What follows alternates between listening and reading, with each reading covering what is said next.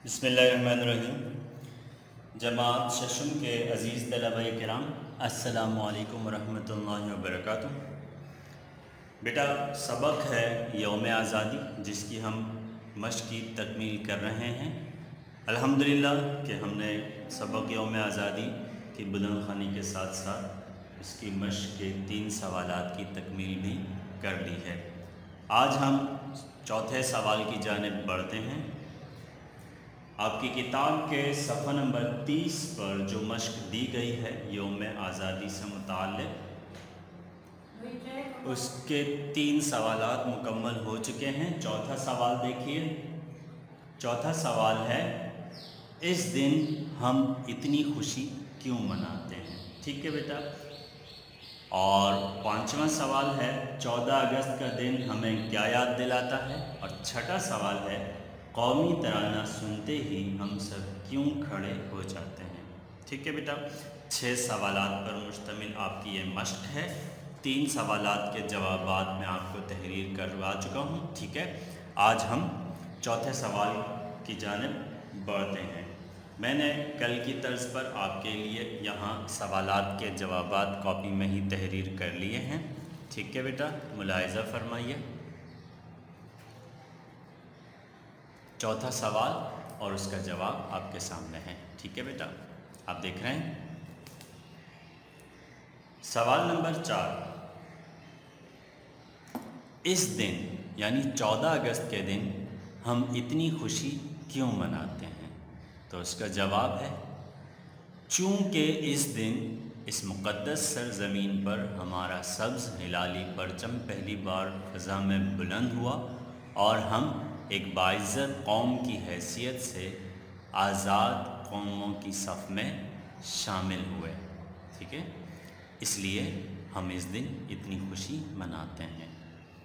जवाब फिर देख लीजिए। चूँकि इस दिन इस मुक़द्दस सरज़मीन पर हमारा सब्ज़ हिलाली परचम पहली बार फ़ज़ा में बुलंद हुआ और हम एक बाइज़्ज़त कौम की हैसियत से आज़ाद कौमों की सफ़ में शामिल हुए।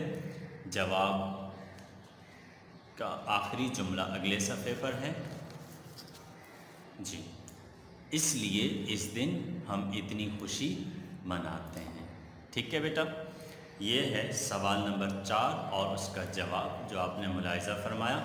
अब बढ़ते हैं मश्क के 5वें सवाल की जानिब। सवाल नंबर 1 के तहत जो दिया गया है, 5वां सवाल है, 14 अगस्त का दिन हमें क्या याद दिलाता है? 14 अगस्त का दिन हमें क्या याद दिलाता है? तो उसका जवाब देखिए।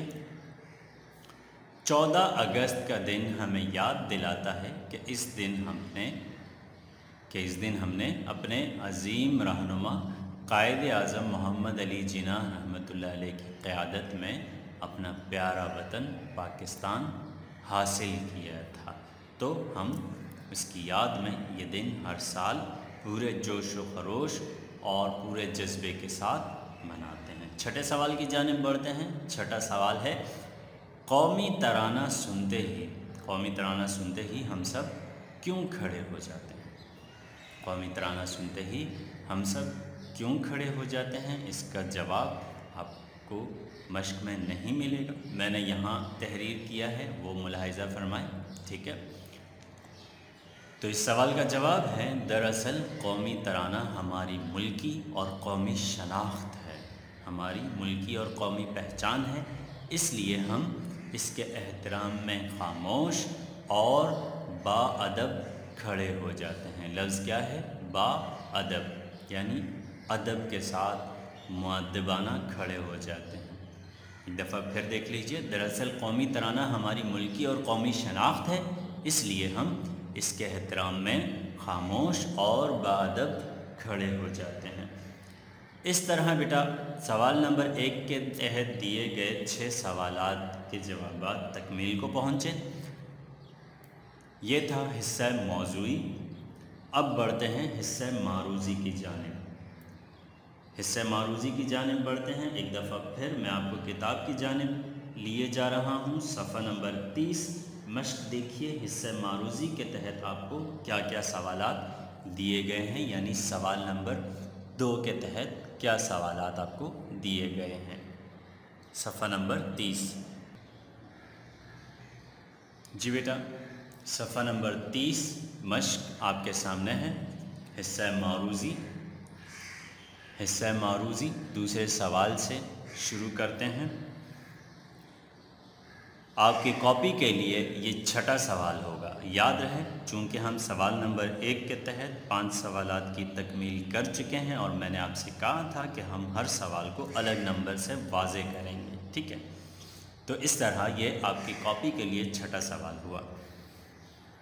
درج ذیل لفظوں کو اپنے جملوں میں استعمال کیجئے، یعنی نیچے جو الفاظ دیے گئے ہیں ان کو اپنے جملوں میں استعمال کرنا ہے۔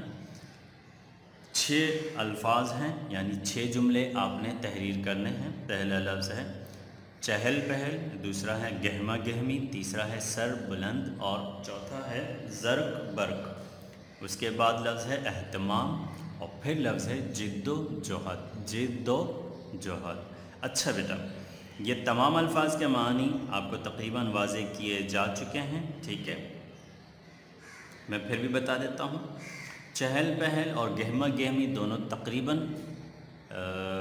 مترادف ہیں، دونوں کا مطلب رونق ہے اور دونوں کا مطلب ہے جوش و خروش، اسی طرح ہلچل، ٹھیک ہے؟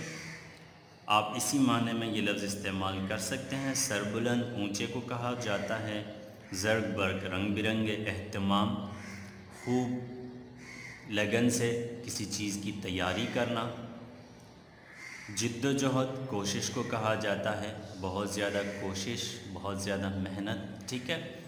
اچھا، سوال نمبر 3 کی جانب بڑھتے ہیں۔ سوال نمبر 3 کے تحت آپ کو ایک چھوٹا سا قاعدہ بتایا گیا ہے۔ پہلے اس قاعدے کو سمجھ لیجئے، پھر اس سوال کا جواب آپ نے قاعدے کے مطابق تحریر کرنا ہے۔ سوال نمبر 3 ہے غائب سے ایک نیا لفظ غائبانہ بنا، ٹھیک ہے؟ غائب سے ایک نیا لفظ بنایا گیا غائبانہ، یعنی الف نون اور ہے کا اضافہ کر کے نیا لفظ بنایا، وہ ہے غائبانہ، ٹھیک ہے؟ اسی طرح ذیل کے لفظوں سے نئے لفظ بنائیے، یعنی آپ کبھی بھی کسی بھی لفظ کو بطور فاعلیت کے استعمال کرنا چاہیں تو پھر اس کے ساتھ آپ نے الف نون اور ہے کا اضافہ کر دینا ہے، ٹھیک ہے؟ اب دیکھیے، لیکن یاد رہے یہ تمام الفاظ جو ہیں یہ اسم ہیں۔ یاد رہے کہ یہ تمام الفاظ کیا ہیں؟ اسم ہیں، فعل نہیں ہیں، بطور اسم کے استعمال ہوتے ہیں۔ اب دیکھیے، جاہل لفظ کیا ہے؟ جاہل۔ اب جاہل سے نیا لفظ کیا بنے گا؟ جاہلانہ، ٹھیک ہے؟ ظالم سے ظالمانہ اور فاتح سے فاتحانہ۔ آپ نے اسی طرز پر نئے الفاظ بنانے ہیں۔ سوال نمبر 4 دیکھیے، درست لفظ کا انتخاب کر کے خالی جگہ پر کیجیے۔ یہاں پر کچھ جملے دیے گئے ہیں جن کو آپ نے مکمل کرنا ہے۔ میں ایک دفعہ پھر واضح کر دوں کہ آپ کو کاپی میں تحریر کرتے وقت انتخاب کے لیے دیے گئے الفاظ تحریر کرنے کی ضرورت نہیں ہے، آپ محض صرف یہ جملے تحریر کیجیے۔ صفحہ نمبر 30 مکمل ہوا۔ صفحہ نمبر 31 کی جانب بڑھتے ہیں۔ جی بیٹا، صفحہ نمبر 31 آپ کے سامنے ہے۔ سوال نمبر 5، 4 سوالات کی تکمیل ہو چکی۔ 5ویں سوال کو ملاحظہ فرمائیں۔ سوال نمبر 5 ہے 2 جملوں کو ایک بنانے کا طریقہ۔ یہاں پھر ایک طریقہ، ایک قاعدہ آپ کو بتایا گیا ہے، وہ قاعدہ ذرا غور سے سماعت فرما لیجئے۔ اردو میں 2 الگ الگ جملوں کو کس طرح جوڑا جا سکتا ہے اور دونوں کو ملا کر کس طرح ایک جملہ بنایا جا سکتا ہے۔ 2 جملوں کو ایک بنانے کا طریقہ۔ 2 جملوں کو ایک بنانے کا ایک طریقہ یہ ہے کہ پہلے جملے کے شروع میں چونکہ اور دوسرے کے شروع میں اس لیے لگاتے ہیں، یعنی 2 الگ الگ جملے ہیں، دونوں کو جوڑنے کا طریقہ یہ ہے کہ پہلے جملے کی ابتدا میں آپ چونکہ کا لفظ لگا دیں اور دوسرے جملے کے ابتدا میں آپ اس لیے کا اضافہ کر دیں، تو اس طرح یہ 2 جملے آپ جوڑ کر ایک جملہ بنا سکتے ہیں۔ यहाँ पे एक मिसाल भी दी गई है, मसलन सादिया ने मेहनत की थी, सादिया ने मेहनत की थी, ये एक जुमला है। वो कामयाब हो गई, वो कामयाब हो गई, ये दूसरा जुमला है। अब जैसे आपको बताया गया है, पहले जुमले की इब्तिदा में चूँकि और दूसरे जुमले की इब्तिदा में इसलिए लगाने से ये दो जुमले एक बन जाएंगे। जैसे यहाँ दिया गया है, चूँकि सादिया ने मेहनत की थी इसलिए वो कामयाब हो गई। ठीक है, अब देखिए असल सवाल। आप इस तरह के 5 जुमले बनाइए, आप इस तरह के 5 जुमले बनाइए, ये है असल सवाल। तो आपने क्या करना है बेटा, आपको पूरा कायदा तहरीर करने की ज़रूरत नहीं है। आप सवाल नंबर 5 तहरीर करें कि इस तरह के 5 जुमले बनाइए जिसमें 2 जुमलों को एक बनाया गया हो। ठीक है, अब आप 5 जुमले इस तर्ज के लिखेंगे। मिसाल के तौर पर, मैं बीमार था, मैं नहीं आया। ये 2 अलग अलग जुमले हैं, आप दोनों को मिलाकर एक साथ लिखिए। चूँकि मैं बीमार था इसलिए मैं नहीं आया। ठीक है, चूँकि रश बहुत था इसलिए मुझे देर हो गई। ठीक है, इस तर्ज के आप 5 जुमले तहरीर कीजिए। सवाल नंबर 6 देखिए, दिए गए बयानात में से दुरुस्त पर दुरुस्त का निशान लगाइए। ठीक है, इस तरह आपको जुमले दिए गए हैं, लफ्ज़ मुंतखब करना है आपने। चूँकि आप कॉपी में तहरीर कर रहे हैं इसलिए आप इस सवाल को इस तर्ज पर लिखिए कि दिए गए जुमलों को मुकम्मल कीजिए, दिए गए जुमलों को मुकम्मल कीजिए। अब आपने सिर्फ़ इन जुमलों को तहरीर करना है और जो दुरुस्त लफ्ज़ है वो यहाँ इनके साथ तहरीर करना है। मसलन ये पूरी तकरीब टेलीविज़न पर दिखाई जाती है, किस तरह, बराह रास्त। आप ये पूरा जुमला लिखकर इसके साथ यहाँ इजाफ़ा कर देंगे लफ्ज़ बराह रास्त, यानी कि लाइव, बग़ैर किसी वास्ते के। अच्छा, आपने PDF कॉपी भी देखी होगी, उस कॉपी में भी इसी तर्ज पर आपको तहरीर करवाया गया है, आपने बिल्कुल उसी तर्ज पर तहरीर करना है। ठीक है बेटा, इस तरह हमारी ये मश्क सबक यौम आज़ादी की तकमील को पहुंची।